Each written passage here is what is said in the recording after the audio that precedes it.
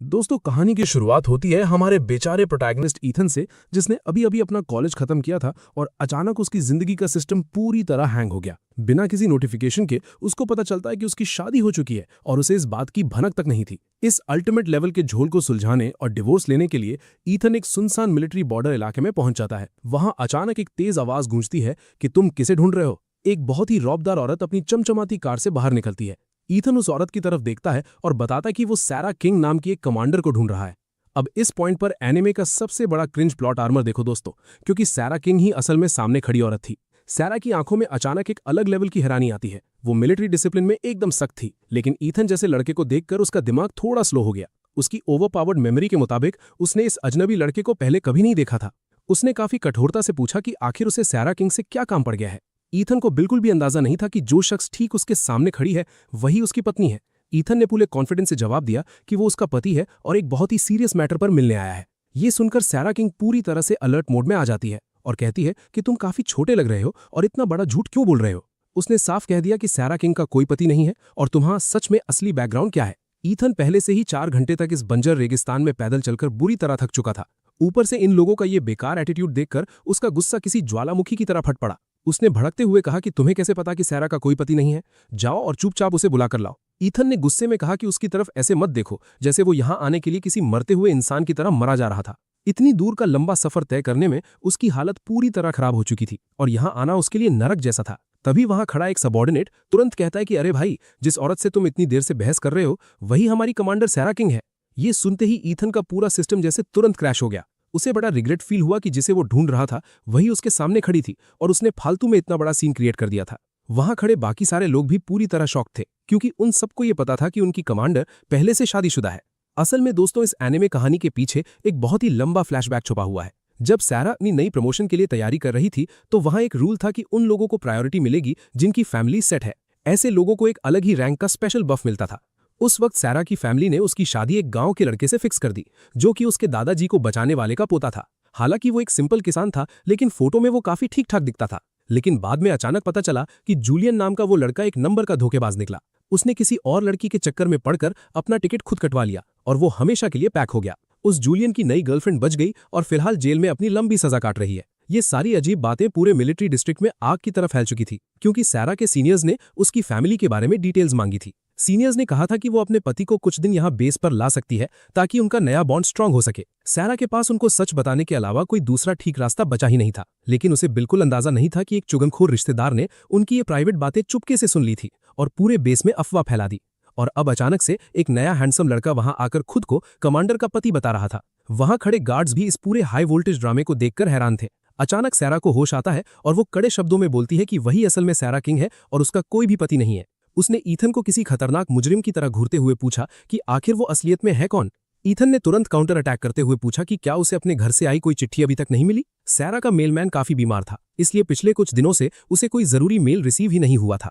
Ethan आगे बताता है कि उसका नाम ईथन है और वो ईथन काउंटी के एक छोटे से अमीर गांव में रहता है। तुम्हारा असली पति गांव के उस मुखिया का बेटा जूलियन होना चाहिए था, लेकिन उसका तो टिकट हमेशा के लिए कट गया। तो अब सबसे बड़ा सवाल ये था कि आखिर ईथन उसका हस्बैंड कैसे बन गया। जब जूलियन की फैमिली ने उसका आखिरी सामान चेक किया तो उन्हें एक मैरिज सर्टिफिकेट मिला जिस पर साफ साफ ईथन का नाम लिखा था। कड़ी इन्वेस्टिगेशन के बाद अचानक पता चला कि जूलियन ने 2 साल पहले बड़े धोखे से शादी रजिस्टर करवाई थी। उस साल जब गांव में सभी लोगों के पर्सनल डॉक्यूमेंट सबमिट हो रहे थे तो जूलियन ने बिल्कुल किसी विलेन की तरह प्लॉट आर्मर का फायदा उठाया। जूलियन खुद तुमसे बिल्कुल शादी नहीं करना चाहता था, इसलिए उसने ईथन का नाम यूज करके तुम्हारी फेक मैरिज चुपचाप रजिस्टर करवा दी। उस वक्त बेचारा ईथन कैपिटल सिटी के बड़ी यूनिवर्सिटी में पढ़ाई कर रहा था और उसे इस पूरे चक्कर का कोई अंदाजा नहीं था। ईथन की फैमिली ने भी सभी डॉक्यूमेंट्स को ठीक से कभी चेक नहीं किया और किसी को जरा सी भनक तक नहीं लगी कि एक जरूरी डॉक्यूमेंट पेज मिसिंग था। और इस तरह बिना कुछ किए ईथन की अचानक शादी हो गई।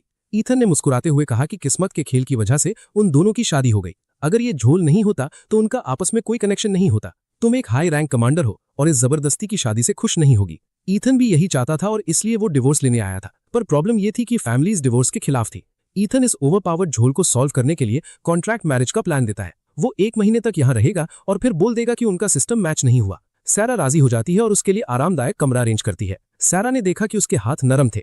उसके नरम हाव भाव देखकर बिल्कुल नहीं लगता था कि उसकी जिंदगी में कोई खास परेशानी आई है।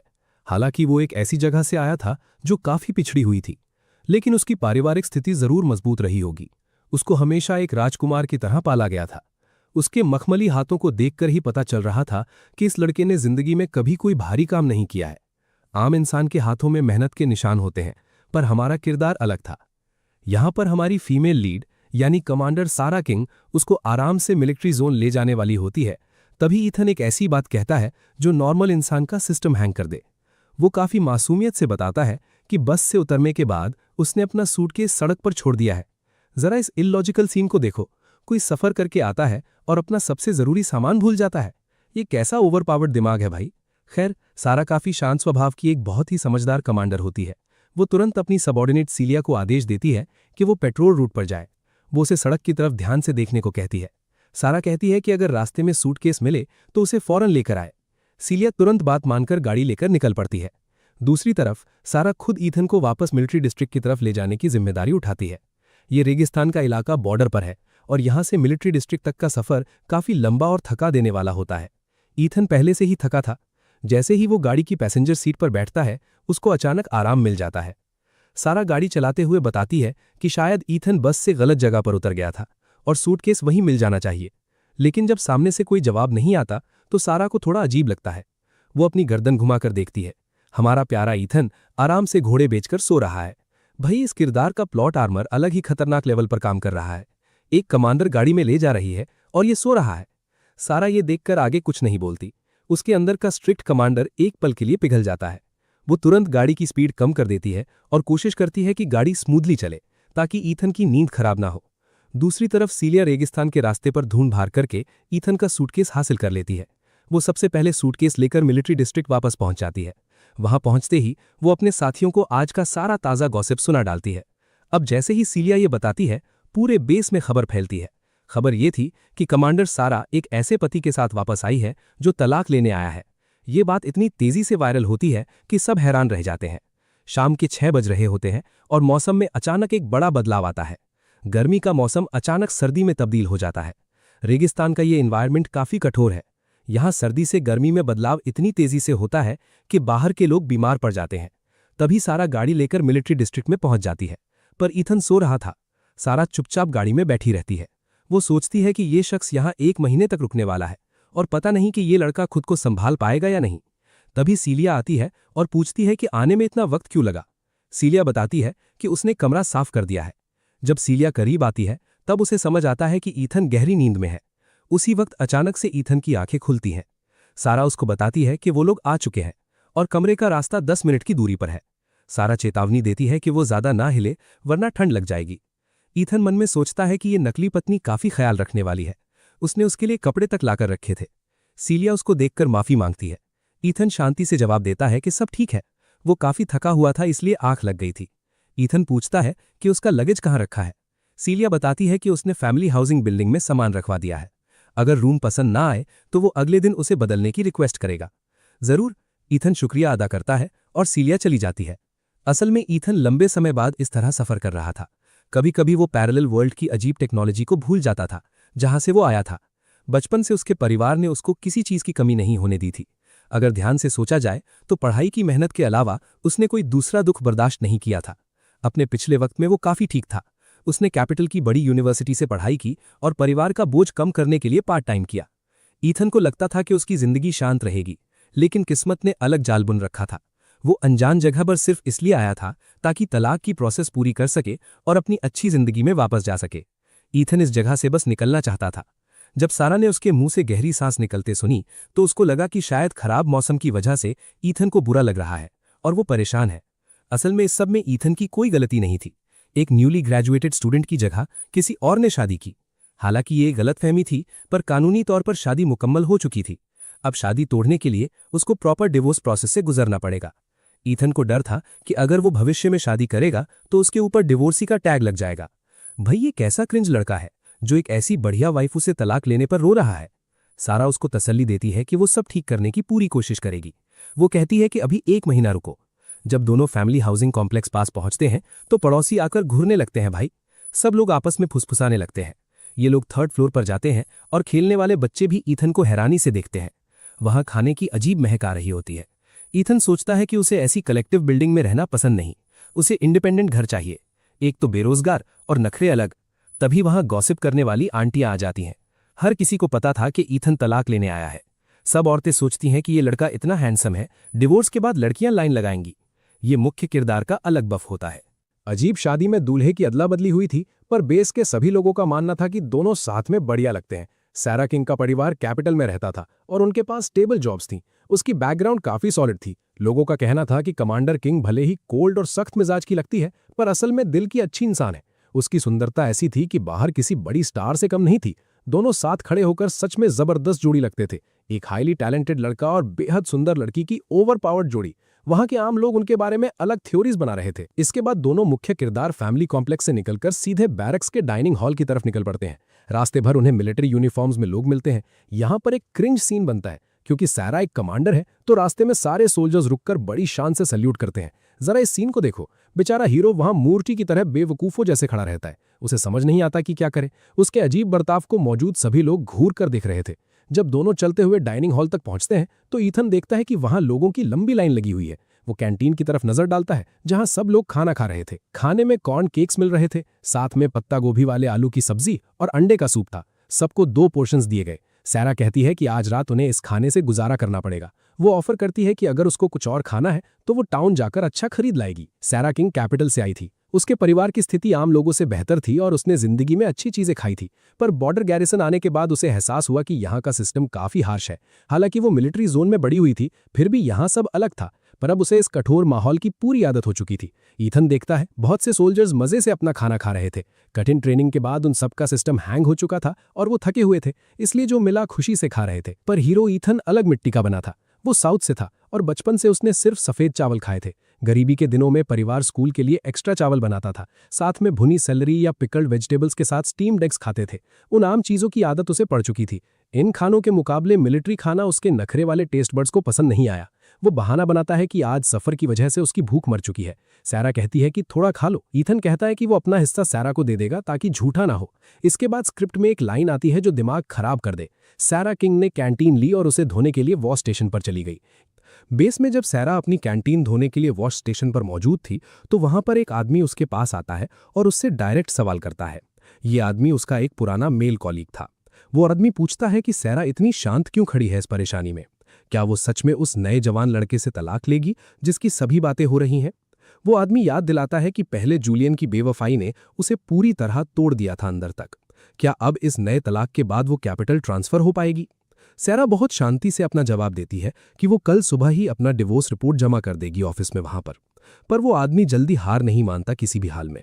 वो समझाता है कि दोनों को इस अजीब शादी चलाने की एक कोशिश जरूर करनी चाहिए, क्योंकि दोनों परिवार यही चाहते हैं कि दोनों हमेशा साथ रहें एक दूसरे के। उस आदमी ने बताया कि आज बाथरूम में उसको बाकी लड़कों ने बताया था कि दोनों की फैमिली उनका रिश्ता सेट करना चाहती है। सैरा अपना पूरा लॉजिकल जवाब देती है कि ईथन एक बेचारा यूनिवर्सिटी स्टूडेंट है जिसके साथ अचानक बहुत बड़ा धोखा हो गया उनके पीछे। उसको पता तक नहीं था और वो शादीशुदा बन गया था धोखे से। ऐसे में तलाक मांगना पूरी तरह से एक नॉर्मल बात है इस नए किरदार के लिए। सैरा बताती है कि उस लड़के ने साफ कर दिया है कि वो यहाँ पर सिर्फ 1 महीना रुकेगा और उसके बाद अपने घर वापस चला जाएगा जल्दी से। पर वो आदमी बहुत जिद्दी बनता है वहां पर खड़े होकर और लंबी बातें बनाता है उसको मनाने के लिए। वो बोलता है कि ईथन बहुत हाईली एजुकेटेड है, उसको यहाँ पर किसी अच्छी फील्ड में जॉब दिलवाई जा सकती है, जो उनके लिए एक बड़ा बफ साबित होगा। दोस्तों, सैरा अपनी थोड़ी क्रिंज कहानी डिटेल में बताती है कि उसने पहले वाली शादी अपनी प्रमोशन के चक्कर में की थी।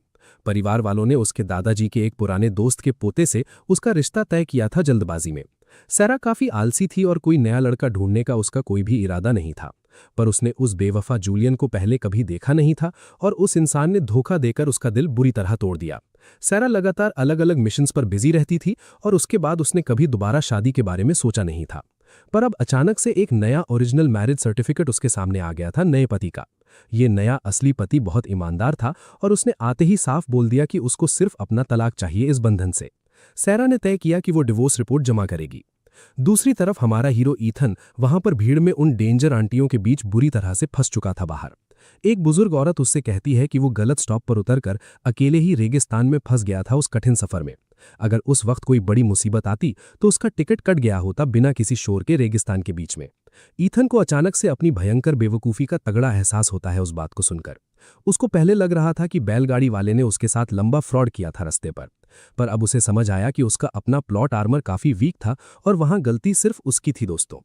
पर ईथन हैरान था कि इतनी जल्दी बेस में सबको उसके बारे में डिटेल्स कैसे पता चल गईं। ये जगह काफी छोटी थी और यहाँ पर गॉसिप किसी खतरनाक आग से भी ज्यादा तेजी से फैलती थी नए लोगों की। गॉसिप की इस ओवरपावर्ड ताकत को ईथन ध्यान से देख रहा था खड़े होकर। एक औरत उससे पूछती है कि उसने कैपिटल यूनिवर्सिटी में आखिर क्या पढ़ा है आज तक वहां पर। ईथन कामली बताता है कि उसने सिर्फ मेडिकल फील्ड यानी मेडिसिन की पढ़ाई की है लंबा समय लगाकर। ये जवाब सुनकर उन सभी पड़ोसी औरतों का खुशी से पूरी तरह सिस्टम हैंग हो जाता है उस बड़े आंगन में वहां पर बैठे। वो औरतें तेजी से चिल्लाकर बोलती हैं कि मेडिसिन पढ़ने का सीधा मतलब है कि जिंदगी में उसे अच्छी जॉब की कभी कोई कमी नहीं होगी किसी से। वो सब सोचने लगते हैं कि जब ये पढ़ा लिखा लड़का कमांडर के साथ हमेशा रहेगा तो दोनों की पूरी जिंदगी एकदम मस्त सेट और अमीर हो जाएगी। पर हमारा जवान ईथन अपने इस फैसले पर पूरी तरह जिद्दी बनकर अटल रहता है उस भीड़ के सामने बिना किसी डर के। वो साफ कहता है कि वो यहाँ पर सिर्फ और सिर्फ अपना तलाक लेने आया है और कुछ नहीं। आंटियां बुरी तरह से चौंक जाती हैं कि आखिर इतनी दूर सफर करके कोई इंसान सिर्फ अपना डिवोर्स लेने के लिए कैसे आ सकता है बेस पर इस तरह से। वो काफी परेशान होकर उससे पूछती हैं कि क्या वो अपने इस भयंकर फैसले पर सच में 100% श्योर है या नहीं। यहाँ पर ईथन बहुत ही शांति से वहां अपना जवाब देता है कि अगर वो पूरी तरह से श्योर नहीं होता तो वो यहाँ इतनी थकान उठाकर आता ही क्यों पहले दिन।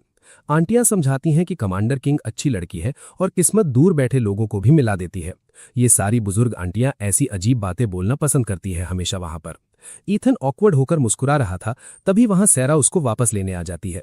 वो आंटियों को बताती है कि पब्लिक बाथ का पानी ठंडा हो जाएगा, इसलिए उन्हें चलना चाहिए।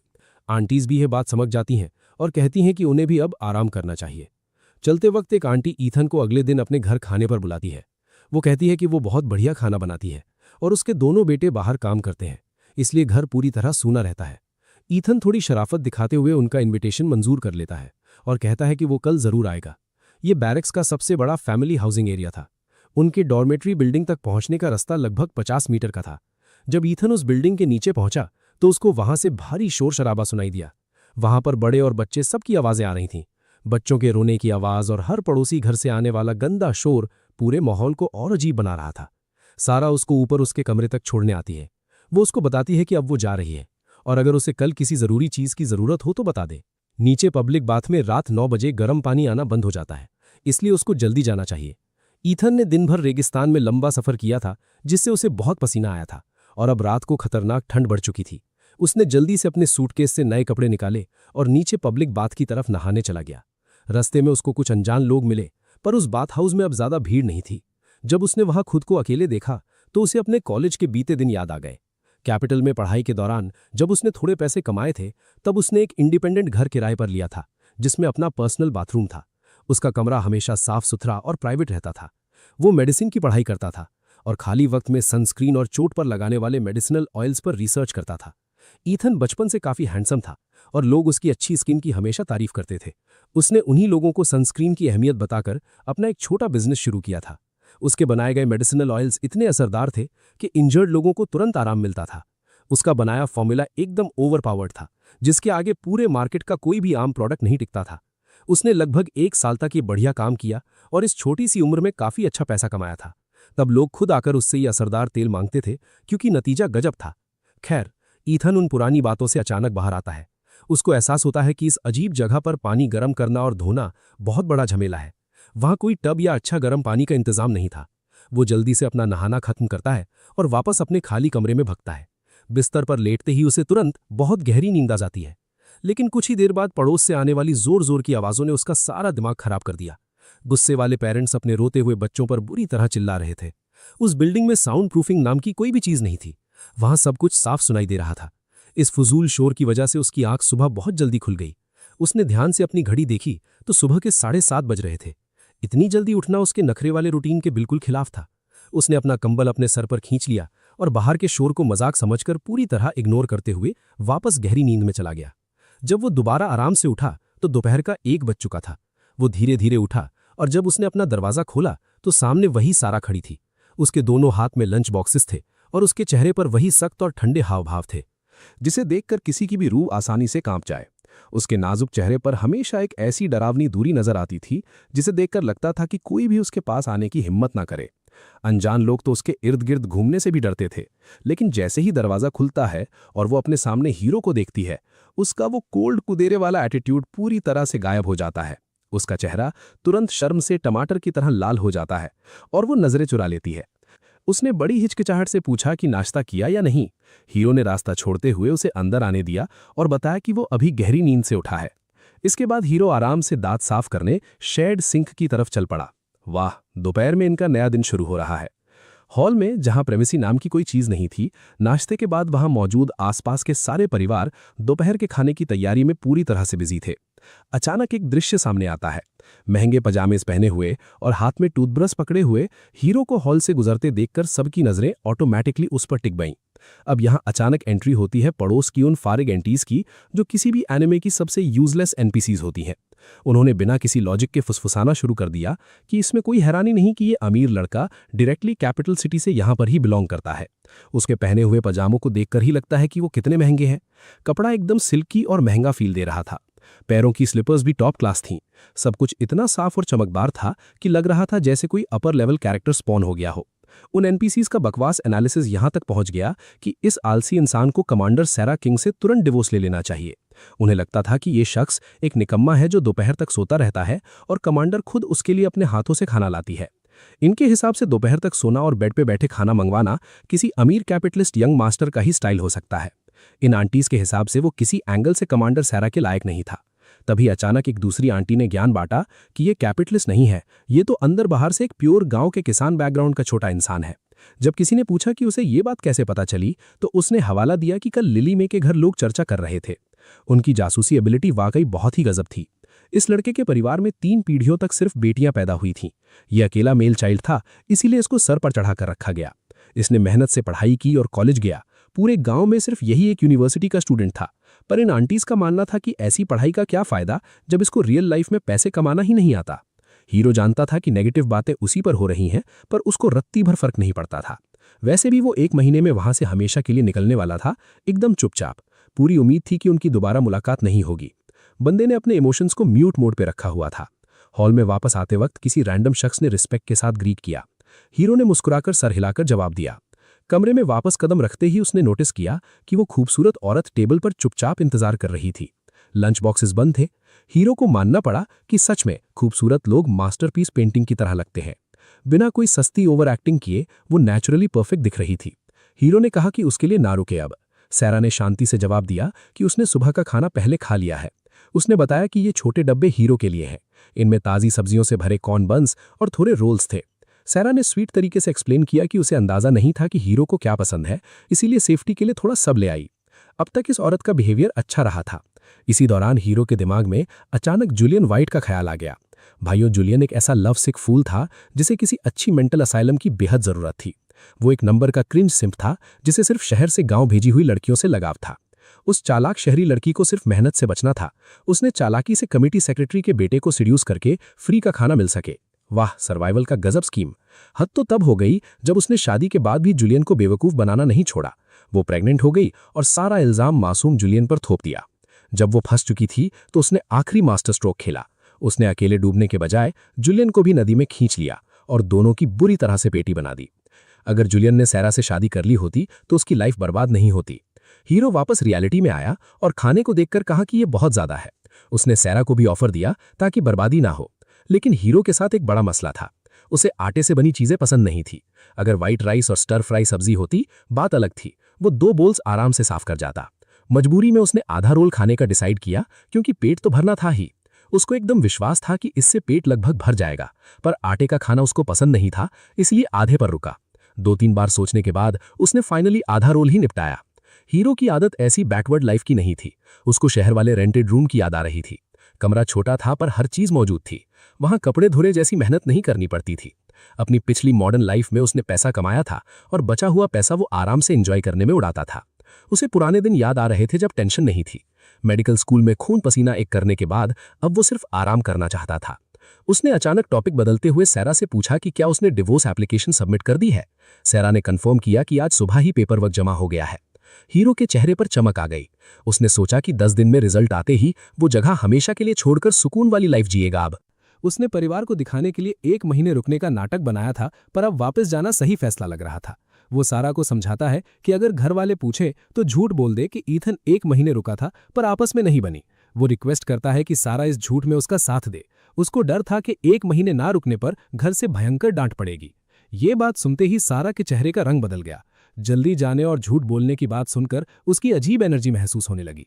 वो ईमानदार कमांडर थी। इस नकली पत्नी को लग रहा था कि झूठ बोलना उसके उसूलों के सख्त खिलाफ था। ईथन सोचता है कि वो दबाव नहीं डाल सकता। दुनिया का नियम यही है कि जितने रास्ते खुले होंगे उतने नए दोस्त बनेंगे। इस छोटी बात पर बहस करना बिल्कुल ठीक नहीं था।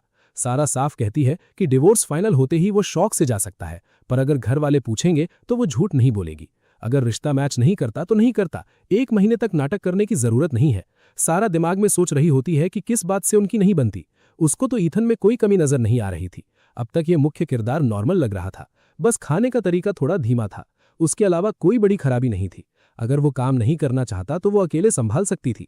सारा को समझ नहीं आ रहा था कि उस लड़के के चालाक दिमाग में क्या चल रहा था, पर ईथन सोचकर खुश हो रहा था कि पेरेंट्स जबरदस्ती साथ रहने को मजबूर नहीं कर सकते। उसका दिमाग पूरी तरह हल्का हो गया। वो सोचने लगा कि जल्द वो अपने घर की तरफ निकल जाएगा, लंबा आराम करेगा और वापस शहर चला जाएगा। उसकी सनस्क्रीन और मेडिसिनल ऑयल मार्केट में बढ़िया चल रही थी। ईथन नए प्रोडक्ट्स बनाने का ओवरपावर्ड प्लान बना रहा था ताकि बहुत पैसा कमा सके। फिर वो फैसला करेगा कि क्या हॉस्पिटल में काम करना चाहिए। अगर छुट्टियां बचाकर रखेगा तो हर 2 महीने में परिवार से मिल पाएगा। कुछ ही सेकंड्स में उस लड़के ने अपना पूरा भविष्य सेट कर लिया था। उसके पास हर चीज का परफेक्ट प्लान था, सिवाय इस अजीब शादी के जिसके बारे में कभी नहीं सोचा था। उस लड़के के अंदर 2 अलग जिंदगियों की मेमोरी का सिस्टम चल रहा था। पिछली जिंदगी में उसने देखा था कि डिवोर्स रेट काफी बढ़ रहा था। ज्यादातर लोग शादी नहीं करते थे। तब वो बहुत युवा और नया ग्रेजुएट हुआ था। उसने रोमांस जैसी फालतू चीजों पर कभी ध्यान नहीं दिया। यहां आने के बाद उसने पूरा वक्त सिर्फ पढ़ाई पर लगाया था। कॉलेज में उस पर लाइन मारने वाली लड़कियों की कोई कमी नहीं थी, पर उसके लिए औरतें सिर्फ रुकावट थीं जो पढ़ाई और आगे बढ़ने की रिदम को खराब कर सकती हैं। वक्त ही पैसा है और उसको सिर्फ कमाई करनी है। उसी रात को पड़ोस की लिली दावत पर बुलाने के लिए आती है। बिना किसी वजह मुफ्त का खाना खाने जाना उसको काफी अजीब लग रहा था, पर किस्मत से ईथन का बैग बहुत काम का निकला। उसने अपने भारी सूटकेस में बढ़िया इंपोर्टेड चॉकलेट्स रख छोड़े थे जो इस नए पैरेलल वर्ल्ड में आसानी से नहीं मिलते थे। अमीर शहरी दोस्त ने उसे ये गिफ्ट दिए थे। ऐसा इसलिए हुआ क्योंकि ईथन ने अपना असरदार मेडिसिनल ऑयल बेचकर उसके पिता का पुराना दर्द ठीक किया था। वहीं से उनकी दोस्ती शुरू हुई थी। उसके पास दुनिया का अजीब सामान मौजूद रहता था। अंधे पैसे की वजह से ईथन को एक्सोटिक खाना खाने को मिल जाता था। वो कभी कभी अपना खाना परिवार को पार्सल कर देता था। वो इस सफर में आधा बैग चॉकलेट्स लाया था। जब वो वहां पहुंचता है तो औरत हैरानी से देखती है और पूछती है कि उसने ये क्या लाया है। ईथन शराफत से बताता है कि ये इंपोर्टेड चॉकलेट्स है। वो कहता है कि वो जल्दी में वहां चला आया और कोई दूसरी ढंग की चीज नहीं लाया। वो औरत इतनी रेयर चीज देखकर चौंक जाती है। वो घबराकर कहती है कि दावत पर इतनी कीमती चीज लाना पैसे की बर्बादी है। उसको समझ नहीं आता कि छोटी दावत में इतना महंगा गिफ्ट क्यों लाया, पर ईथन शर्म महसूस कर रहा था। उसको लगता था कि खाली हाथ खाने पर जाना पूरी तरह गलत है और वो मुफ्त का हिसाब नहीं रखता। वो औरत से कहता है कि ये सिर्फ एक छोटा स्नैक है, अगर वो कबूल नहीं करेगी तो वो तुरंत बिना खाए लौट जाएगा। हार मानकर वो औरत कहती है कि वो ज्यादा फॉर्मल नाटक नहीं करेगी। वो मुस्कुराते हुए ईथन से कहती है कि आज रात उसको दावत में दबाकर खाना पड़ेगा। वहां आने वाले सभी मेहमानों का पहले से एक प्री प्लान्ड सेटअप बन चुका था। असल में लिली और उसके पति ने मिलकर काफी लोगों को इस दावत में इनवाइट किया हुआ था ताकि सब लोग साथ में खाना खाएं और एक दूसरे के बारे में अच्छे से जान सके। इन दोनों पति पत्नी ने आपस में कोई सीधी बात नहीं की थी, पर उनका चतुर दिमाग एक ही डायरेक्शन में सोच रहा था। उनका सबसे बड़ा मकसद इन दोनों जवान लोगों को मिलवाना था ताकि इनका टूटा हुआ रिश्ता वापस जुड़ सके। इसलिए रात के खाने पर आने वाले सारे मेहमान उनके बेहद भरोसेमंद लोग थे। वहां आने वाले आम लोग नहीं थे, बल्कि उसमें काफी सीनियर ऑफिसर शामिल थे, जैसे कि battalion commander, deputy commander Marcus और डिप्टी रेजिमेंटल कमांडर सहित और भी बड़े लोग। ये सभी बड़े लोग मिलकर ईथन को वहां रोकने का कोई सॉलिड रास्ता निकालने वाले थे, पर सच तो ये था कि हमारा किरदार आसानी से फंसने वाला नहीं था। दोस्तों, दावत में आने वाले सारे मेहमान बेस के खास और हाई रैंकिंग ऑफिसर्स थे। इनमें बटालियन कमांडर और डिप्टी रेजिमेंटल कमांडर शामिल थे। दावत में आदमी लोग एक तरफ मजे से खाना खा रहे थे, पर दूसरी तरफ औरतें आपस में बातें करते हुए अनजाने में मैच मेकिंग का माइंड गेम खेल रही थीं। उनका लंबा टारगेट ईथन और सारा का नया रिश्ता पूरी तरह से सेट करना था। खाने की टेबल पर भारी भरकम पकवान सजाए गए थे। एक ट्रे में चिकन और आलू को नूडल्स के साथ पकाकर रखा गया था। इसके अलावा वहां स्टूड फिश, फ्राइड राइस और अंडे का सूप मौजूद था। लेकिन इन सब चीजों के बीच वहां का मेन खाना अभी भी आम whole grain breads, cereal crepes और बड़े बर्तन में भरा हुआ कॉर्न मील ही था। हमारा किरदार ईथन बेवकूफ नहीं था। उसको साफ दिख रहा था कि ये लोग चालाकी कर रहे थे, लेकिन उसको इन सब शादी के नाटकों में बिल्कुल भी इंटरेस्ट नहीं था। खाने के दौरान उसने अपना दिमाग शांत रखा और माहौल को हैंडल किया। उसी वक्त आंगन में सारी औरतें दावत के लिए टेबल सेट करने में बिजी थीं। ईथन ने देखा कि वहां ऐसे खाली बैठना ठीक नहीं था, इसलिए वो आगे बढ़कर मदद करने गया, लेकिन उन औरतों ने उसको रोक दिया और उसके हाथों में एक गोल मटोल बच्चा थमा दिया। वो बच्चा शांत था, इसलिए उसे कोई परेशानी नहीं हुई। वो शांति से उस बच्चे को गोद में लेकर आंगन में बैठ गया। थोड़ी देर में वहां दरवाजे से सारा और उसके बाकी बचे हुए ऑफिसर्स दाखिल होते हैं। जैसे ही सारा वहां आई, उसने एक ऐसा अजीब सीन देखा जिसने पूरी तरह से उसका और बाकी लोगों का सिस्टम हैंग कर दिया। ईथन ट्रैक सूट पहनकर वहां आराम से बैठा था। उसने उस नन्हे बच्चे को आराम से पकड़ा हुआ था और उसके चेहरे पर एक प्यारी मुस्कुराहट थी। ब्रिगेड कमांडर के पीछे आने वाले सारे ऑफिसर्स के कदम रुक गए। उन सबकी आंखें हैरानी के मारे डिनर प्लेट की तरह फट गई थीं। इस सीन को देखकर समझना मुश्किल नहीं था कि कल बैरक्स में बवाल क्यों मचा था। पता चला था कि कल जब वो डाइनिंग हॉल गया था तो आग की तरह गॉसिप फैल गई थी। सबने उसकी तारीफ देवता की तरह की थी। आज उसको अपनी आंखों के सामने देखकर उन्हें अफवाह का पूरा प्रूफ मिल गया था। इस अजीब दुनिया में जहां बैरक्स भद्दे लोगों से भरा था, वहां अचानक एक एलिगेंट लड़का चमक रहा था। उसका तगड़ा प्लॉट आर्मर सब पर भारी था। तभी वहां गजब मिस्टेक हुई जब ब्रिगेड कमांडर ने गलती से उसको जूलियन समझकर साला कह दिया था। ईथन बिना गुस्से के आराम से खड़ा हो जाता है और मुस्कुराता है। उसको लगता है कि इस वक्त साला बुलाना ज्यादा गलत नहीं होगा। एक ऑफिसर उसकी मांगी हुई बाथटब और स्टोव के बारे में बात करता है और कहता है कि वो सब सामान भेज देगा। तभी वाइन का ग्लास उठाते हुए एक इंसान उसकी स्किन की बहुत तारीफ करता है। वो कहता है कि उसका चेहरा बहुत मुलायम और नाजुक लग रहा है, जो वहां के खराब माहौल में किसी बफ से कम नहीं था। ईथन कॉन्फिडेंस के साथ उन्हें जवाब देता है कि ये सब लगातार सनस्क्रीन यूज करने का कमाल है। वो समझाता है कि वहां बॉर्डर की हवा बहुत रूखी होती है और बाकी सब पूरा दिन तेज हवा में काम करते हैं। इसी वजह से उन सबकी स्किन बुरी तरह से झुलसी हुई और पूरी बेकार हो चुकी होती है वहां पर। एक ऑफिसर हैरान होकर पूछता है कि क्या ये जादुई चीज बहुत महंगी आती है। ईथन तुरंत जवाब देता है कि ये महंगी नहीं है, क्योंकि वो इसको यूनिवर्सिटी में खुद बनाता था। वो बाजार से जरूरी सामान खरीदकर मिक्स करता था, जिससे उसकी कॉस्ट काफी कम हो जाती थी। उसने आगे बताया कि वो चोट और मोच पर लगने वाले मेडिसिनल ऑयल्स पर भी लगातार एक्सपेरिमेंट कर रहा है। उनका नतीजा एकदम ओवरपावर्ड आता है। वो वादा करता है कि घर वापस जाने के बाद वो सबके लिए तेल जरूर भेजेगा। सारे लोग उसके टैलेंट को देखकर इंप्रेस हो जाते हैं। तभी एक ऑफिसर पूछता है कि क्या उसने ग्रेजुएशन के बाद कोई ठीक ठाक जॉब ढूंढ ली है। वो बताता है कि बेस केस मिलिट्री हॉस्पिटल को नए और अच्छे डॉक्टर्स की पूरी जरूरत पड़ रही है इस नए वक्त में आज। वो सुझाव देता है कि कमांडर उसको यहां पर रेफर कर दे। ईथन इन सब बातों को आराम से सुनता है और कहता है कि अभी उसे कोई जल्दी नहीं है। अगर उसे जॉब चाहिए होती तो यूनिवर्सिटी के प्रोफेसर्स उसको खुशी से रेकमेंड कर देते। ईथन का दिमाग और प्लान अलग था। वो बताता है कि लगातार पढ़ाई करने के बाद वो पूरी तरह से थक चुका है। इतने सालों तक दिमाग घिसने की वजह से उसकी हालत खराब है। वो बाकी मेडिकल स्टूडेंट्स की तरह एक नेचुरल टैलेंट लेकर पैदा नहीं हुआ था। टॉप पोजीशन बनाने के लिए उसको दूसरों से 4 गुना ज्यादा मेहनत करनी पड़ती थी। उसके प्रोफेसर्स गलतफहमी में थे कि वो मेडिसिन का सच्चा आशिक है। जब भी वो उसे देखते थे तो उन्हें लगता था कि वो असली टैलेंट है, पर सच तो ये था कि वो आराम और पूरी आज़ादी चाहता था। इनको ये सब बताना मुश्किल था कि उसने पढ़ाई सिर्फ इसलिए की क्योंकि उसको अमीर बनने का नशा था। ये एक बहुत ही प्यारी गलतफहमी थी जो चल रही थी। दूसरी तरफ ऑफिसर्स उसको जॉब पकड़ने के लिए लगातार दबाव डाल रहे थे। उनका मानना था कि यहाँ एक्स्ट्रा सब्सिडी मिलती है, इसलिए जल्दी चांस मार लेना चाहिए, वरना दूसरे लोग जगह ले लेंगे। लेकिन हीरो का दिमाग पूरी तरह से बिजनेस माइंडसेट पर चल रहा था। उसको जॉब ढूंढने की क्या जल्दी होती जब उसके पास किसी चीज की कमी नहीं थी। उसकी बनाई हुई मेडिसिनल ऑयल की भयंकर डिमांड थी। उसने घर आने से पहले एक बड़ा बैच बनाया था। उसने वो सारा स्टॉक अपने उस अमीर दोस्त को बेचने के लिए दिया था। इन 4 सालों के अंदर उसने $10,000 बचा लिए थे। उस सस्ते जमाने में ये बड़ी रकम किसी तगड़ी ओवरपावर्ड एबिलिटी थी। उस वक्त एक आम आदमी की मंथली सैलरी कुछ डजन डॉलर्स हुआ करती थी। जब एक ऑफिसर ने ईथन को डिस्ट्रैक्टेड देखा तो वो उसको ज्ञान देने लगा। उसने बोला कि कमांडर सारा एक बहुत ही अच्छी लड़की है। उसने सुझाव दिया कि अगर दोनों जवान लोग एक साथ मिलकर रहेंगे तो आगे जिंदगी मजे में गुजरेगी। उसने उसको तुरंत रीजन के हॉस्पिटल में काम शुरू करने के लिए फोर्स किया। ये बातें सुनकर ईथन ने बहुत ही शांति के साथ उन सबको अपना परफेक्ट जवाब दिया। उसने पूछा कि क्या उन्हें लगता है कि उसका परिवार उसे फोर्स करेगा। उसने बताया कि उसके परिवार को उसके कुछ ना करने से कोई एतराज नहीं है। उसकी मां ने खुद उससे लंबा आराम करने के लिए कहा है। ये आखिरी बात सुनकर वहां मौजूद सारे लोगों का हंसी के मारे पूरी तरह से सिस्टम हैंग हो गया अचानक वहां पर। एक ऑफिसर हैरानी से कहता है कि उसके घर वाले कितने अजीब हैं जिन्होंने इस इकलौते भोले लड़के को इतना नाजुक बनाकर पाल रखा है। ऐसे कोमल लड़के को हमेशा के लिए बॉर्डर पर रखना सिर्फ उसकी पेट ही बनाने जैसा होगा, क्योंकि मिलिट्री शादी का माहौल बहुत कठोर होता है। फैमिली बिल्डिंग के अंदर उस आलसी किरदार को अकेले घर और बाकी काम संभालने होंगे। अगर वाइफू सारा किसी मिलिट्री मिशन पर जाती है तो 10 दिन या 2 हफ्ते बहुत छोटा वक्त होता है। कभी तो मिशंस पूरा साल ले लेते हैं। अगर बच्चा हुआ तो क्या ये हीरो सारे चोर्स और बच्चा एक साथ हैंडल कर पाएगा? उसका जीरो बफ देखकर लगता है कि वो हार्डशिप बर्दाश्त नहीं कर सकता।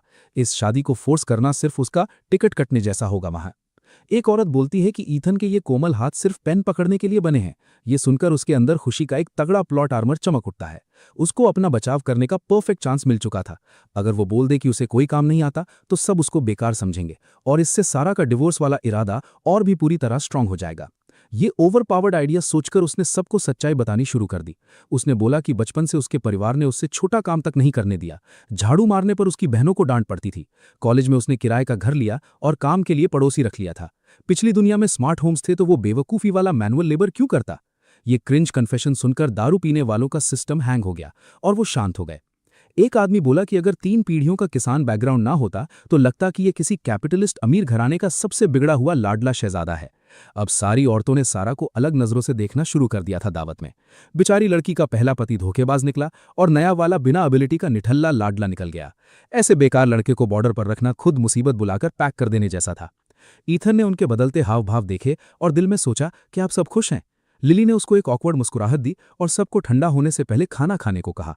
रात 8 बजे के आसपास डिनर खत्म करने के बाद सभी लोग वहां से अपने रास्ते चले गए थे आराम से। आजकल वहां रास्ते में सारा पूरी तरह शांत होकर उसके बगल में बिल्कुल धीरे धीरे चल रही थी। पूरे रास्ते दोनों ने एक शब्द नहीं बोला और हवा में अजीब सी चुप्पी छाई हुई थी। हमारे हीरो ने उसको ध्यान से देखा, एक औरत जो पूरी मिलिट्री यूनिफॉर्म पहने हुए थी। सच में इस कमांडर नकली पत्नी का शांत ऑरा एकदम सच्चा और ओवरपावर्ड लग रहा था वहां उस रात बेस में। सच में ये फेक पत्नी होने के बावजूद ओवरपावर्ड सुप्रीम कमांडर जैसी वाइब दे रही थी। अचानक उस कोल्ड ब्यूटी ने चुप्पी तोड़ी और माफी मांगते हुए कहा कि आज रात का डिनर आसपास के लोगों ने खुद ही अरेंज कर दिया था। असल में ऑफिसर्स अपने सबॉर्डिनेट्स की ज्यादा फिक्र करते थे और वहां की औरतें फ्री की फुटेज लेने में आगे थीं।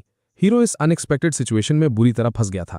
सारा की आवाज एकदम रुकी सुकी थी, उसमें रत्ती भर भी वार्मथ नहीं था, लेकिन उसके बावजूद हीरो को महसूस हुआ कि वो सच में माफी मांग रही है। हीरो को उम्मीद नहीं थी कि ऐसी घमंडी औरा वाली औरत उससे माफी मांगेगी। हीरो ने तुरंत सिचुएशन संभालते हुए कहा कि उसे उन औरतों का इरादा समझ आ रहा है। उन्हें इन दोनों के फेक रिलेशन का कुछ नहीं पता था, वो बस मदद करना चाहती थीं।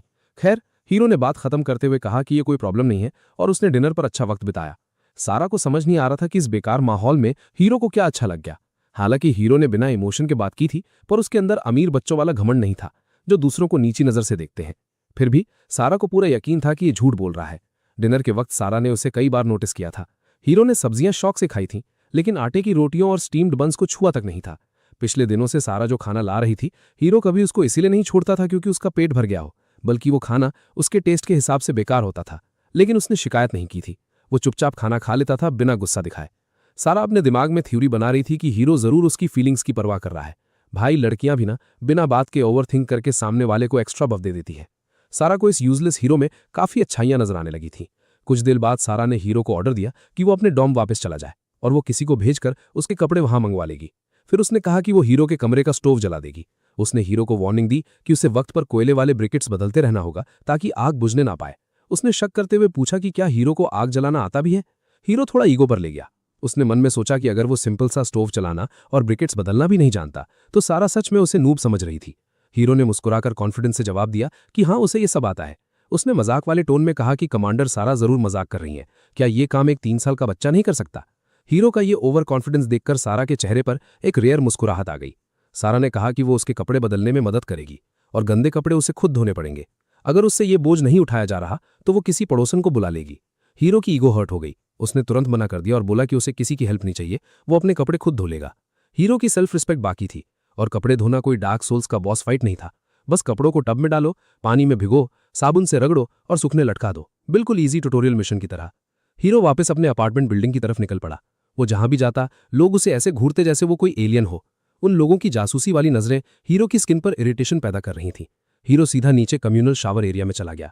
आधे घंटे बाद हीरो धुले हुए कपड़े लेकर वापस लौटा।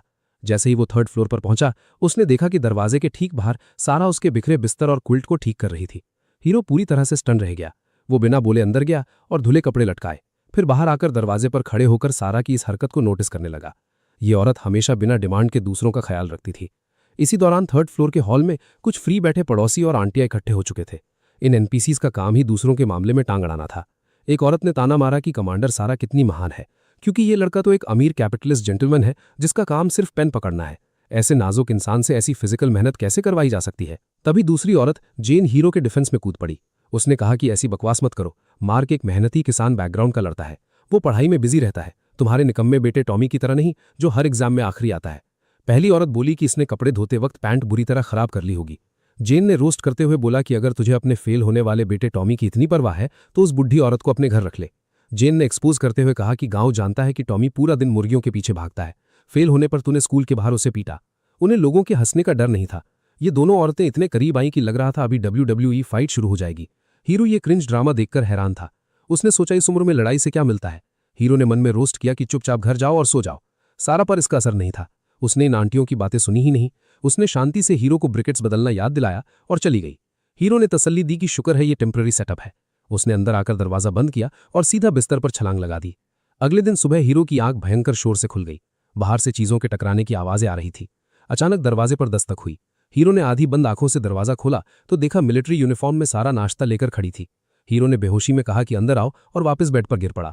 सारा अंदर आई तो देखा सूटकेस खुला पड़ा था और कपड़े बिखरे थे। हीरो की स्लीपर्स फर्श पर उल्टी सीधी पड़ी थी। सारा ने चुपचाप उन्हें उठाया और बेड के पास रखा। वो दरवाजे पर खड़ी उस आलसी इंसान को गौर से ही देख रही थी कि सोते वक्त अपना दरवाजा तक खुला छोड़ दिया था। बाहर कमांडर सारा सच में फिक्र से परेशान खड़ी थी। उसने टेबल पर खाना छोड़ दिया, ये सोचकर कि जब ये महाराज नींद से उठेंगे तो अपना खाना खुद गर्म करके खा लेंगे या दोपहर तक इंतजार करेंगे जब वो फ्रेश लंच लाएगी। उस खाली घर में सारा की आवाज काफी शार्प लग रही थी, पर हीरो ने कोई रिस्पॉन्स नहीं दिया क्योंकि इसका सिस्टम हैंग पड़ा था। सारा ने अपना सर पकड़ लिया, सोचने लगी कि ऐसे सोते हुए इंसान से बहस करने का आखिर क्या ही फायदा है।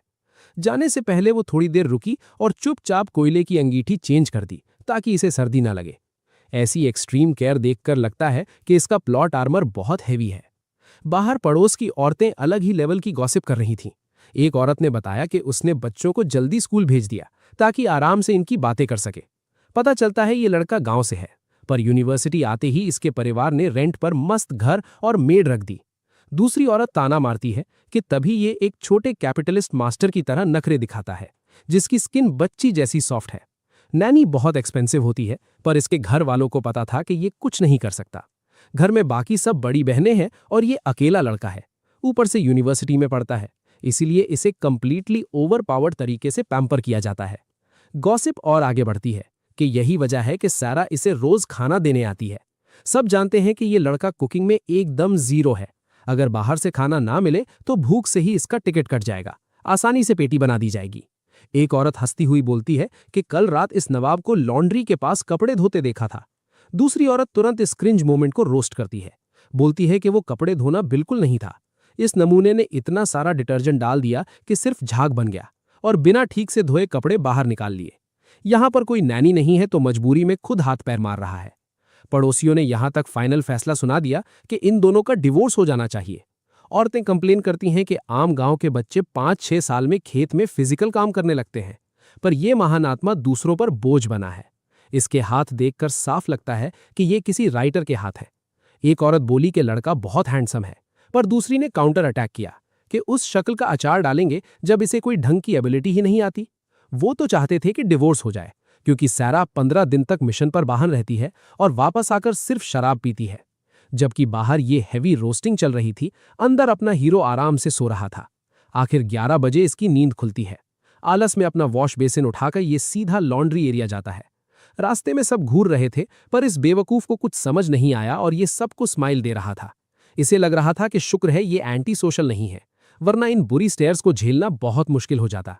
रूम वापस आकर ब्रेकफास्ट देखकर इसका दिमाग थोड़ा प्रोसेस करता है। ये जोर से अपना सर पीट लेता है कि इसने सुबह सारा को दरवाजे पर ही अकेला छोड़ दिया था। अगर सामने खाना ना होता तो ये इस इंसिडेंट को कंप्लीटली भूल चुका होता। लंच बॉक्स खोलने पर अंदर दलिया, थोड़ा अचार और स्टीम्ड बन्स मिलते हैं।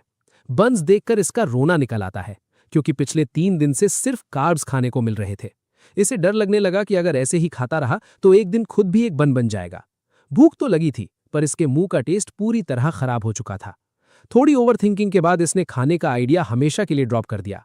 उस दिन लग रहा था कि सारा बहुत बिजी है क्योंकि वो दोपहर या शाम को वापस नहीं आई। हीरो ने सोचा खाना मिले तो ठीक, नहीं तो भी कोई इशू नहीं। वैसे भी ये मुफ्त की रोटियां तोड़ रहा था। दोपहर में इसने अपना ब्रेकफास्ट पानी में गर्म करके थोड़ा बहुत खा लिया और फिर दीवारों को घूरता रहा। इसके पास करने को बिल्कुल कुछ नहीं था, ना फोन, ना टीवी, ना दोस्त और ना ही कोई किताबें। इस नई दुनिया में टेलीपोर्ट होने के बावजूद इसकी लाइफ इतनी बोरिंग चल रही थी कि ये अपनी एग्जिस्टेंस पर सवाल उठा रहा था। पूरा दिन कमरे में बंद रहा, थक जाता तो लेट जाता, प्यास लगती तो पानी पीता और नींद आती तो सो जाता। असली ट्विस्ट तब आया जब आधी रात हो चुकी थी। हाफ स्लीव स्टेट में अचानक एक आदमी के जोर से चिल्लाने और किसी औरत के रोने की आवाजें आने लगीं। शुरू में तो इसे लगा कि कोई बुरा सपना चल रहा है, पर वो आवाज रुकी नहीं। आखिर इसमें तंग आकर उठकर दरवाजा खोला। तीसरी मंजिल के हॉलवे में पूरा मेला लगा हुआ था और सभी लोग इकट्ठा होकर बड़े आराम से तमाशा देख रहे थे।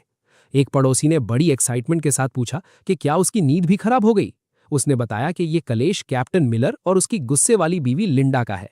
लिंडा अभी हाल ही में रिमोट गांव से आई थी आर्मी लाइफ ज्वाइन करने, और इसका गुस्सा हमेशा हाईएस्ट ईयर पर रहता है। वो हमेशा मिलर के साथ फाइट करने का कोई ना कोई नया बहाना ढूंढती रहती है। हीरो चुपचाप अपना हाथ जैकेट की पॉकेट में डालकर दिन में मिली एक पिन को टच कर रहा था। बाकी लोग पॉपकॉर्न मोड में थे। तभी लिंडा ने गुस्से में रोते हुए बच्चों को दरवाजे से बाहर धक्का दिया और पीछे मुड़कर मिलर को बुरी तरह इंसल्ट करना शुरू कर दिया। मिलर सफाई देने लगा कि उसने तो सिर्फ एक अनजान औरत को रास्ता बताया था और ऐसी छोटी बात पर इतना हेवी ड्रामा करके उसे शर्म आनी चाहिए। लेकिन ये वर्ड लिंडा का सबसे बड़ा ट्रिगर पॉइंट बन गया। वो औरत आग बबूला होकर उसके ऊपर सीधा अटैक करने के लिए झपटी। मिलर के चेहरे पर स्टिंग फील हुआ और उसने बचने की कोशिश की। लिंडा चिल्लाई कि वो उसे दूसरी औरत के चक्कर में मार रहा है। आज उसके साथ इतना हंस रहा था और अब बोलता है कि वो उसे शर्मिंदा कर रही है। उसने डायरेक्ट पाउंस किया, हाथ पैर चलाते हुए स्विंग्स मारना शुरू कर दिए। मिलर का टेम्पर भी आउट हो गया। दोनों सीधा अंदर घुसकर लड़ने लगे।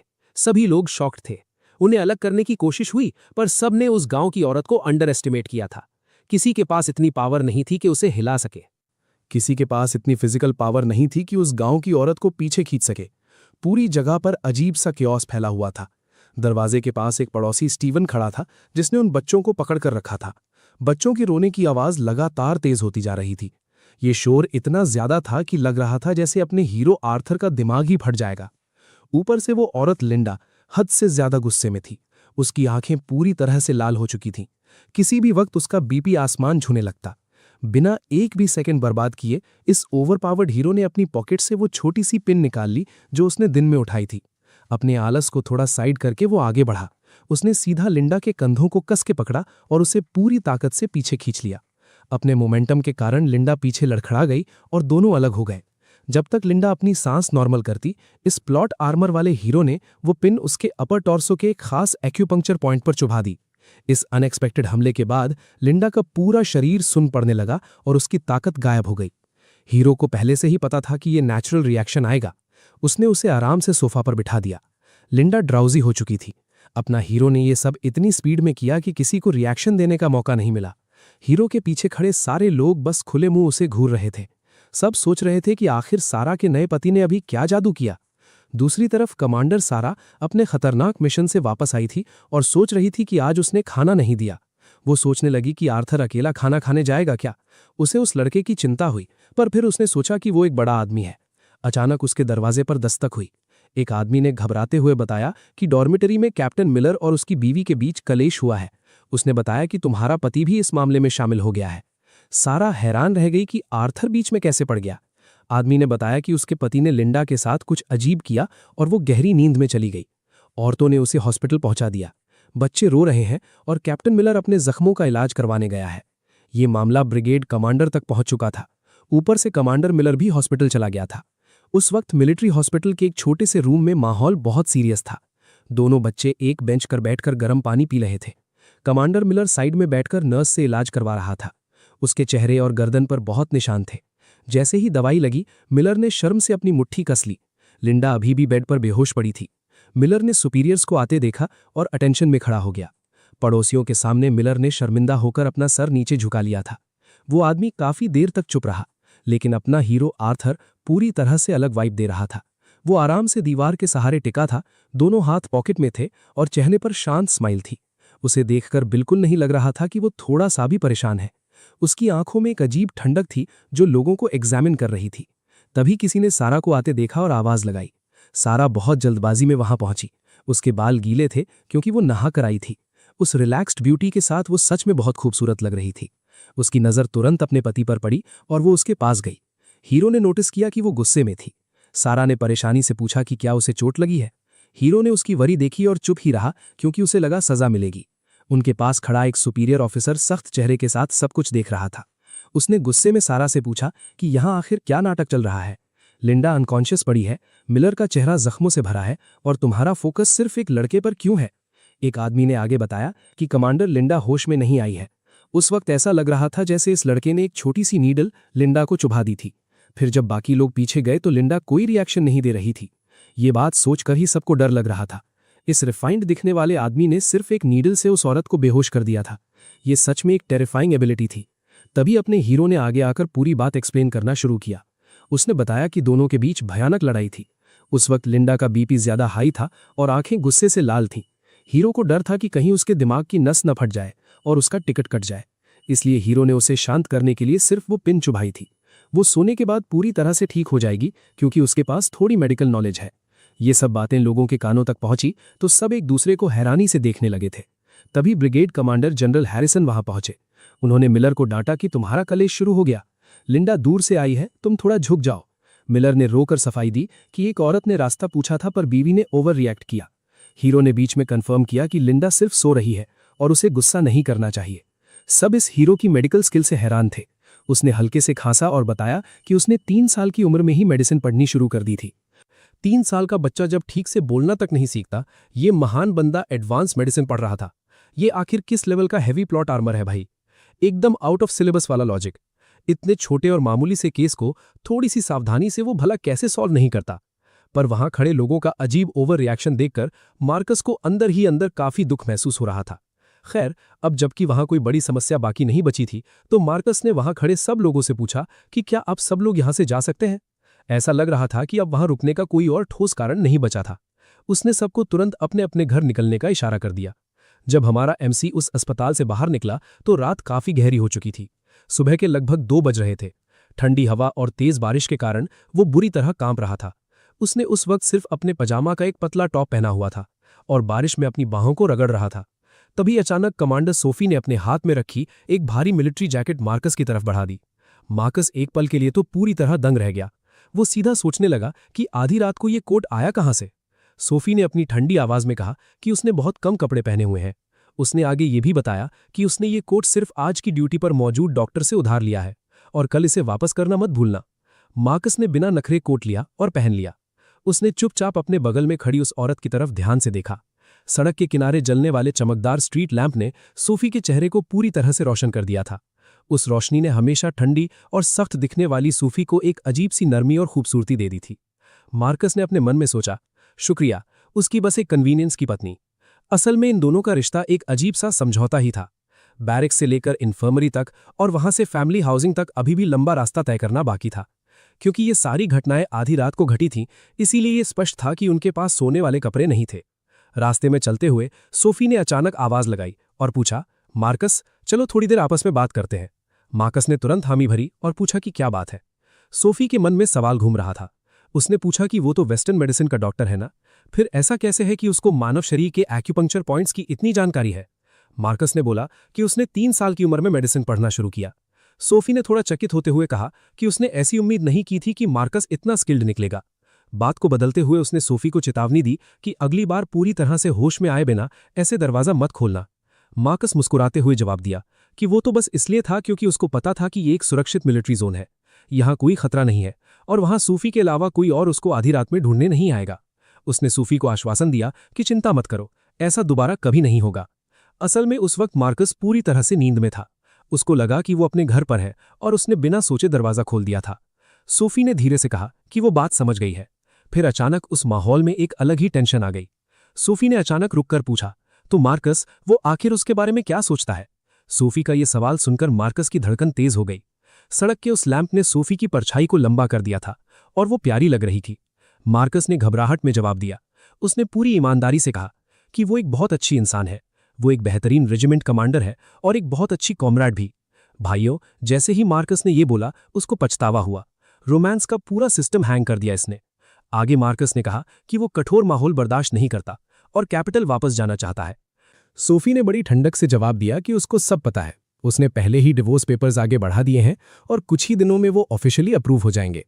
ये सुनकर हीरो को थोड़ी रिलीफ तो मिली, पर साथ ही उसके दिल में एक अजीब सा खालीपन आने लगा। रात के 12 बज चुके थे जब हीरो वापस अपनी फैमिली बिल्डिंग के पास पहुंचा। जैसे ही वो दरवाजा खोलने वाला था, पीछे से सोफी ने उसको आवाज लगाई।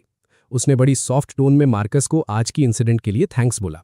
सोफी को पता था कि अगर आज मार्कस अपनी मेडिकल एबिलिटी का यूज नहीं करता तो ऑफिसर मिलर और उसकी बीवी का कलेश बहुत ही बुरे लेवल पर चला जाता। पर अपना हीरो यहां भी ओवर एक्टिंग करने से बाज नहीं आया। उसने कैजुअली हाथ हिलाते हुए कहा कि उसने कुछ खास नहीं किया, वो एक डॉक्टर है और किसी को मुसीबत में देखकर ऐसे ही इग्नोर नहीं कर सकता। एक फेक स्माइल देकर वो दरवाजा पुश करके अंदर चला गया, लेकिन बिस्तर पर लेटने के बाद इसकी आंखों से नींद पूरी तरह गायब हो चुकी थी। वो बस करवटें बदल रहा था। मिलर की बीवी का किस्सा अभी भी उसके दिमाग में घूम रहा था। तभी अचानक उसके अंदर के मेमोरीज ट्रिगर हुए। उसको याद आया वो ओरिजिनल मार्कस वाइट जिसने सोफी से शादी की थी, वो बेवकूफ़ इंसान जिसने एक यंग स्टूडेंट लड़की के चक्कर में अपनी जिंदगी का टिकट कटवा लिया था। असल में उस ओरिजिनल मार्कस को बहुत ही बुरी तरह मैनिपुलेट किया गया था। उस यंग स्टूडेंट ने बड़ी चालाकी से उस बेवकूफ़ मार्कस को अपने जाल में फंसाया था। वो लड़की बाद में जिंदा बचा ली गई थी, पर हीरो उस चेहरे को कभी नहीं भूल पाया। ये कोई छोटा मोटा उधार नहीं था जिसको बिना चुकाए छोड़ दिया जाए। किसी की मिलिट्री शादी को बर्बाद करना लॉ के हिसाब से एक बहुत बड़ा क्राइम था। उस लड़की ने सिर्फ पुराने मार्कस की ही पेटी नहीं बनाई थी, बल्कि उसने सोफी की रेप्यूटेशन और उसके ब्राइट फ्यूचर को भी पूरी तरह से तबाह करने की कोशिश की थी। अब नए मार्कस ने कसम खा ली थी कि वो उस लड़की को शांति से जीने नहीं देगा। सिर्फ जेल में डालना उसके लिए काफी नहीं था, उसको प्रॉपर सजा मिलनी जरूरी थी। अगली सुबह हीरो की लाइफ में पहली बार ऐसा हुआ कि वो देर तक नहीं सोया। वो सीधा उठा और कैप्टन के पास पहुंच गया। उसने कैप्टन के सामने सारी सच्चाई खोलकर रख दी। हीरो ने पूरे कॉन्फिडेंस के साथ बताया कि उस चालाक स्टूडेंट ने शुरुआत से ही पुराने मार्कस को जानबूझकर सिड्यूस किया था। उसने उसका सारा पैसा लूट लिया और आखिर में उसको इतना परेशान कर दिया कि उसने खुद ही अपना सिस्टम हैंग कर लिया। वो लड़की गांव की मुश्किल लाइफ को बिल्कुल झेल नहीं सकती थी। उसको बस एक लॉन्ग टर्म फाइनेंशियल सपोर्ट चाहिए था, यानी एक जिंदा एटीएम। पुराना मार्कस इतना ज्यादा नाइव और सीधा था कि उस औरत ने उसको जैसे चाहा वैसे यूज किया। हीरो ने कैप्टन को बोला कि भले ही पुराने मार्कस का चैप्टर क्लोज हो गया हो, पर उस औरत को एक मिलिट्री मैरिज बर्बाद करने की ऐसी भयानक सजा मिलनी चाहिए कि उसकी आने वाली जनरेशन भी याद रखे। कैप्टन ने बिना टाइम वेस्ट किए तुरंत उस पुराने केस को दोबारा ओपन करने का ऑर्डर पास कर दिया। इन्वेस्टिगेशन शुरू हुई तो एक नया हिट ट्विस्ट सामने आया। पता चला कि वो औरत जेल के अंदर भी शांति से नहीं बैठी थी। वो लगातार दूसरे लोगों को बदनाम कर रही थी और अपने कॉन्टैक्ट्स का यूज करके अपनी सजा कम करवाने का पूरा जुगाड़ बिठा रही थी। पर अब प्लॉट आर्मर हीरो के साथ था। सोफी ने जो डॉक्यूमेंट्स और विक्टिम स्टेटमेंट्स प्रोवाइड किए थे, उन सॉलिड एविडेंसेस के आगे उस औरत की एक नहीं चली। कोर्ट ने उसका टाइम और बढ़ा दिया, जिसका मतलब ये था कि अब वो अपनी आधी से ज्यादा जिंदगी जेल की दीवारें गिनते हुए ही बिताएगी। आखिर में बुराई की पेटी हमेशा के लिए पैक हो गई। जब ये मस्त न्यूज़ बैरिक्स तक पहुंची तो वहां सबको सोफी के लिए बहुत बड़ी रिलीफ फील हुई। यहां तक कि जो औरतें पहले हीरो को यूजलेस समझकर गॉसिप करती थीं, उनका ओपिनियन भी उसके लिए बिल्कुल चेंज हो गया। उस दोपहर सोफी ने डिवोर्स रिपोर्ट और पेन हीरो को पकड़ा दिया। उसने बोला कि रिपोर्ट अप्रूव हो गई है, बस साइन कर दो। हीरो ने डिवोर्स वर्ड को देखा और उंगलियां जम गईं। उसको वापस कैपिटल जाना था, पर आज एक लेटर भी नहीं लिखा गया। अचानक दिमाग में पिछले दिनों की यादें एनीमे फ्लैशबैक की तरह घूमी। याद आया जब डेजर्ट मिशन में सोफी ने केयर की थी, कार राइड में गाड़ी स्लो चलाना ताकि वो आराम से सो सके। ये सब फ्लैशबैक देखकर हीरो ने डिवोर्स से मना कर दिया। उसने एक्सेप्ट किया कि पहले वो अपने बारे में सोचने वाला बेवकूफ था। उसने रियलाइज किया कि ये एक्सीडेंटल मैरिज एक स्पेशल गिफ्ट थी। सोफी ने पूछा कि बॉर्डर की हार्श कंडीशंस का क्या होगा। हीरो ने ओवरपावर्ड एटीट्यूड में कहा कि वो सब सीख लेगा, खाना बनाना, कपड़े धोना और हॉस्पिटल में डॉक्टर बनकर सबकी मदद करना। भीड़ इकट्ठी हुई और सब खुशी से तालियां बजा रहे थे। हीरो ने सोफी का हाथ पकड़ा और नई शादी का ऐलान किया। पर सोफी आखिरकार मुस्कुराई। आने वाले दिनों में मार्कस ने सुधरना शुरू कर दिया। उसने एक एक कदम आगे बढ़ाते हुए जिंदगी जीना सीखा। झटका तब लगा जब उसने ब्रिगेड कमांडर की पत्नी से खाना बनाना सीखा। शुरू में तो आग ही लगा दी, खाना जल जाता था या स्वाद नहीं होता था। अपना बनाया कचरा देखकर मार्कस अपनी बेवकूफ़ी पर हंसता। एक दिन उसने जला हुआ खाना देखकर कहा कि डिश खाने के लायक नहीं है, लेकिन सोफी ने अंधे प्यार में जवाब दिया कि वो इस पूरे खाने को खा जाएगी, चाहे कितना भी खराब हो। दोस्तों, ऐसी बेवकूफ़ियों का टिकट कट गया होता तो बेहतर था। इस अजीब मोटिवेशन के बाद मार्कस ने कड़ी मेहनत शुरू की। उसने खाना बनाना ही नहीं, बल्कि कपड़े धोना और ईंटों को बदलना भी सीख लिया। उसका जोश दिखने लगा था और सोफी लगातार मुस्कुराती थी। अब मार्कस पहले से कहीं ज्यादा काबिल हो गया था। उनका छोटा सा परिवार स्थिर हो रहा था। एक शाम उसने सोफी का हाथ पकड़ा और वादा किया कि वो उसे एक स्थिर घर देगा। थोड़े समय बाद मार्कस ने मिलिट्री अस्पताल ज्वाइन किया। उसने वहां चाइनीज और वेस्टर्न मेडिसिन का इस्तेमाल करके सैनिकों का इलाज शुरू किया। उसने ऐसे खतरनाक मेडिसिनल ऑयल्स बनाए जिनका असर तुरंत होता था। एक सैनिक ट्रेनिंग में घायल हुआ और लगा कि उसकी पेटी बना दी जाएगी, लेकिन जैसे ही मार्कस ने चमत्कारी तेल लगाया, उसका दर्द गायब हो गया। सैनिक ने डॉक्टर वाइट की तारीफ की और कहा कि तेल हैरत अंगेज है। मार्कस ने एक ओवरपावर्ड हीलर की तरह सोचा कि बस सैनिकों की मदद होनी चाहिए, चाहे ट्रेनिंग की चोट हो या पुरानी बीमारियां, सब ठीक हो जाता। जब स्थिति सुधर गई तो मार्कस ने परिवार को बॉर्डर वाले इलाके में बुला लिया। माँ और बहनें आते ही सोफी का हाथ पकड़कर छोड़ नहीं रही थी। उनका मानना था कि लड़के को खजाना मिल गया है। उन्होंने सोफी की तारीफ की और मार्कस को चेतावनी दी कि हमेशा अच्छे से पेश आए। परिवार ने कहा कि इन दोनों को स्थिर देखकर उन्हें शांति मिल गई। बाद में लियो का परिवार रोते हुए माफी मांगने आया और मार्कस का हाथ पकड़ा। उन्होंने कबूल किया कि उन्होंने ही परिवार की रजिस्ट्री चुराई थी और गलत लोगों से मिल गए थे। उन्होंने कहा कि पिछले सालों में वो लगातार गिल्ट में जी रहे हैं। मार्कस ने एक महान आत्मा का बफ पहनकर कहा कि वो उनको दोष नहीं देता। उसने समझाया कि इंसान जाने के बाद दुश्मनी भी खत्म हो जाती है। उसने आश्वासन दिया कि वो लियो की जगह पर सोफी का ख्याल रखेगा। उसने वादा किया कि पूरे घर की हमेशा रक्षा करेगा। 8 साल बाद मार्कस और सोफी ने उसी बैरक्स में एक साधारण शादी समारोह का आयोजन किया। वहां कोई बड़ा दिखावा नहीं था। छोटी सी पार्टी में सिर्फ करीबी कॉमरेड और पूरे बैरक्स का परिवार मौजूद था, जहां सब खा और पी रहे थे। नए साल जैसी रौनक थी। सोफी अपनी शानदार मिलिट्री यूनिफॉर्म पहने हुए थी। मार्कस ने प्यार भरी नजरों से देखा और आशीर्वाद के बीच कहा कि एक वक्त था जब वो शादी के कागज को मुसीबत समझता था, लेकिन आज वो उस कागज को जिंदगी की सबसे अनमोल किस्मत मानता है। उसने वादा किया कि बाकी जिंदगी वो सोफी की देखभाल करेगा और सोफी देश का ख्याल रखेगी। वो दोनों कभी जुदा नहीं होंगे। खैर, मार्कस मिलिट्री अस्पताल का मजबूत स्तंभ बन गया। उसने अपनी मेडिकल एबिलिटी से बॉर्डर के सैनिकों का पूरी तरह से इलाज किया। उसके बनाए मेडिसिनल ऑयल्स और सनस्क्रीन्स में सुधार होते रहे। ये चीजें आसपास रहने वाले परिवारों की स्किन बीमारियों को ठीक करने में बड़ी भूमिका निभा रही थी।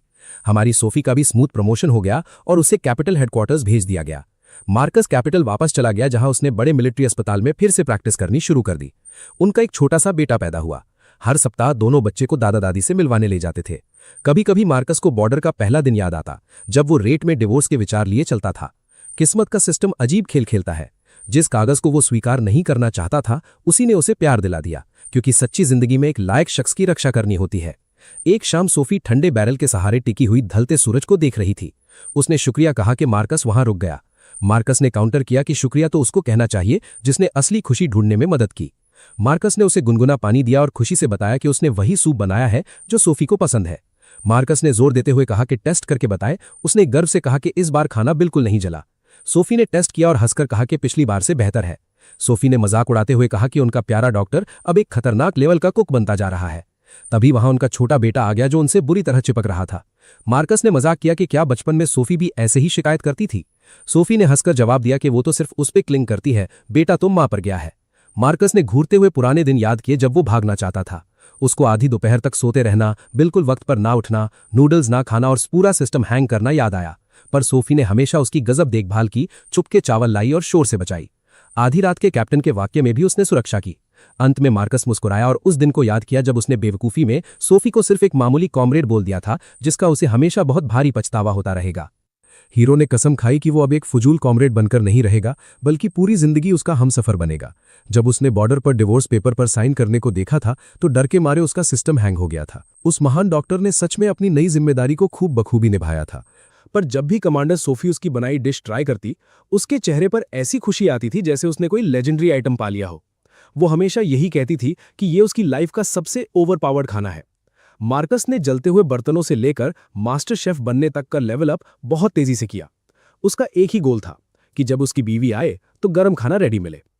इसके अलावा मार्कस ने मिलिट्री मेडिसिन में एंट्री मार ली और अपनी बीवी के लिए एक ऐसी स्पेशल मेडिसिनल ऑयल डेवलप की जो किसी हाई टियर बफ से कम नहीं थी। जब वो ये पोषण सोफी को देता तो उसकी पुरानी इंजरीज एकदम फास्ट स्पीड से हील होने लगती थी। और सिर्फ यही नहीं, उसने डेजर्ट की खतरनाक धूप से बचने के लिए एक एक्सक्लूसिव सनस्क्रीन भी बना डाली, क्योंकि वहां की हवा किसी की भी स्किन को आसानी से पैक कर सकती थी। जब भी सोफी किसी मिशन पर जाती, मार्कस दरवाजे पर ऐसे वेट करता जैसे कोई नया क्वेस्ट कंप्लीट होने वाला हो। उसकी एंट्रेंस पर ही वो सूप गर्म करने दौड़ जाता था। जब डॉक्टर वाइट वहां से निकलते हैं तो मार्कस उन्हें एकदम जेंटलमैन स्टाइल में अलविदा कहता है। उस वक्त उसका कॉन्फिडेंस किसी मैक्स लेवल कैरेक्टर जैसा लगता था। दूसरी तरफ जब उन्होंने वीकेंड पर अपने घर कॉल किया तो मार्कस की मॉम का रिएक्शन देखने लायक था। वो बताती हैं कि मार्कस पहले एक नंबर का बिगड़ा हुआ लड़का था, पर अब सोफी ने इस छोटे से टायरेंट को पूरी तरह बदल दिया था। एक आलसी लड़के से वो एक वाइफ ऑब्सेस्ड हस्बैंड बन चुका था। सच में एक पुरानी गलतफहमी ने इन दोनों को मिलाया और आज ये दोनों एक दूसरे के लिए परफेक्ट थे। मार्कस की मॉम ने तो पहले ही सोफी को समझाया था कि अपने प्यार के लिए लड़े, पर हमारी ओवरपावर्ड कमांडर उस वक्त जिद्दी थी। उसकी सास ने उसे पहले ही वार्निंग दे दी थी कि इस लड़के को हाथ से मत जाने देना, पर उस वक्त हमारी फीमेल लीड अपनी अलग ही एटीट्यूड में घूम रही थी। अब दोनों को खुश देखकर सब हैरान थे। जब सोफी से पूछा गया कि क्या उसे रुकने का कोई पछतावा है, तो उसने तुरंत इनकार कर दिया। इनका रोमांस देखकर लग रहा था कि दोनों के बीच अब किसी तीसरे का टिकट जल्दी ही कटने वाला है। पहले सोफी को सिर्फ एक आरामदायक लाइफ चाहिए थी, पर अब उसे वो प्यार चाहिए था जिसकी कोई लिमिट ना हो। दोनों ने अपने रोल्स फिक्स कर लिए थे। एक का काम था देश को प्रोटेक्ट करना और दूसरे का काम था उसकी ढाल बनना। यहां पर मार्कस एकदम क्रिंज डायलॉग मारता है कि वो डेजर्ट का सबसे टफ पेड़ है और सोफी सबसे बहादुर कमांडर। भाई, ऐसी बातों से थोड़ा प्लॉट आर्मर फील होने लगता है। एक गलती से शुरू हुई शादी अब एक डेस्टिन रोमांटिक ट्रैक बन चुकी थी। कैपिटल सिटी वापस आने के बाद इन दोनों ने अपना एक रेफ्यूज ढूंढ लिया, जहां डेजर्ट की धूल और मिलिट्री बेस का शोर नहीं था। इस नए अपार्टमेंट में एक शानदार बैल्कनी और कोजी किचन था। दोनों ने मिलकर घर का फर्नीचर चूज किया और सिटी लाइफ में सेटल होने लगे। अब इनकी लाइफ एकदम शांत चल रही थी।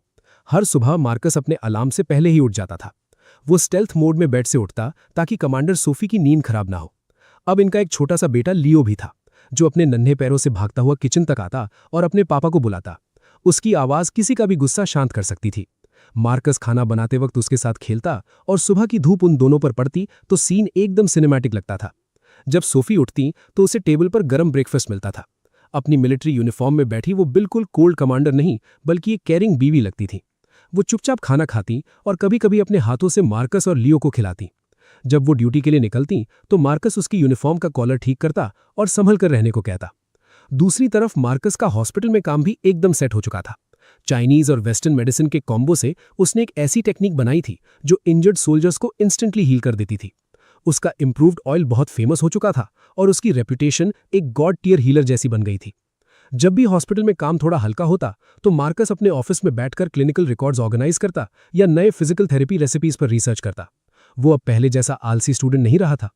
दोपहर में काम खत्म होते ही मार्कस तुरंत लियो को पिक करने पहुंच जाता।